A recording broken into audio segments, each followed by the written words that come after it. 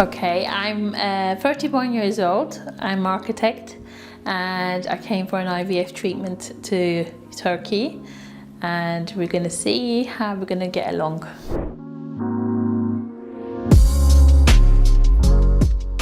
His contact details through a friend of mine. She recently had a baby girl and I was really happy that, okay, I want to go as well. It's like I was communicating with her.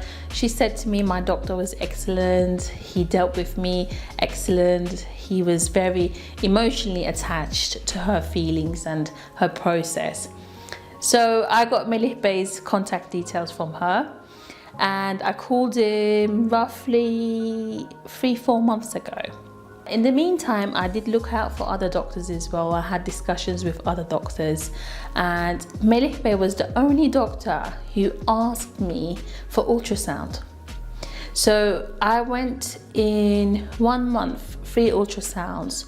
So he checked how my follicles were growing in that 3 months.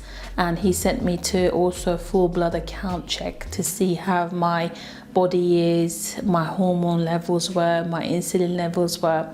He was the only doctor who asked this to me, and I said, okay, this is the right doctor I should be going ahead with, because when I compared him with other doctors, none of the doctors requested this.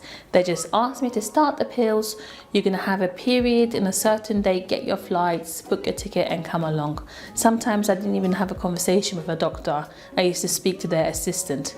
But Melih Bey, it doesn't matter what time it was, even 10 p.m, 11 p.m, he'll text me, he'll message me saying, this is your result, so we have to wait for your follicles to get a bit more bigger. Let's see if your follicles are growing.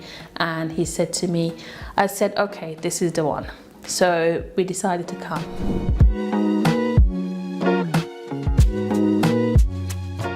Whoa, he had a very big smile on his face.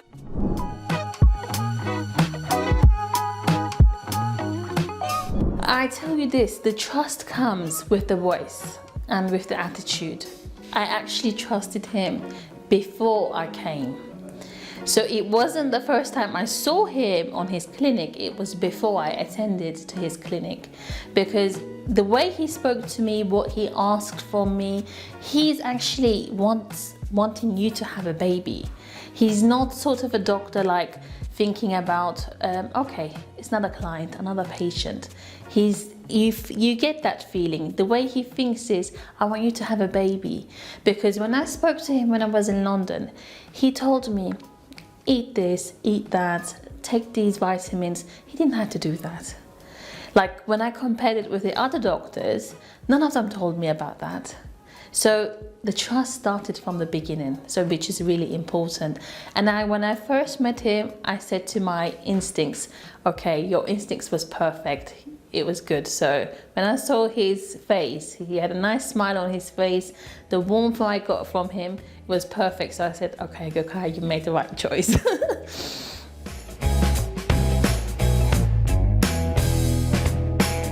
Because he gives you option. Yeah, he gives you that alternative.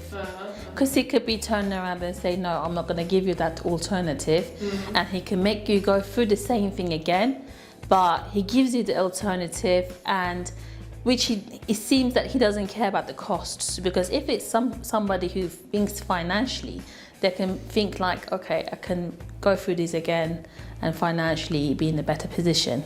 But he doesn't think about that. He freezes your eggs because you don't know what your health circumstances are going to be after 5 years, 4 years.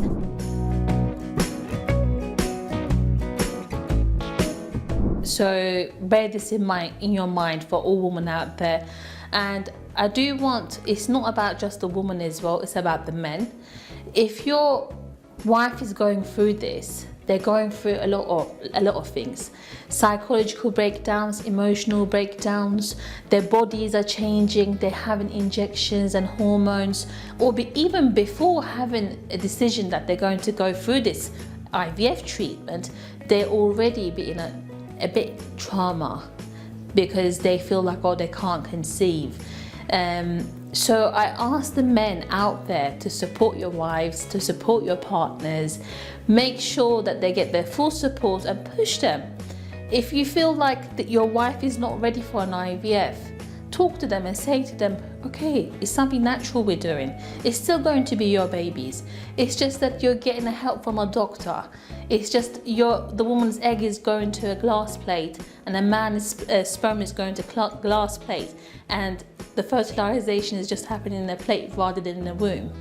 So I tell everybody out there who's struggling, just go for it, don't be scared, and you'll have positive outcome at the end.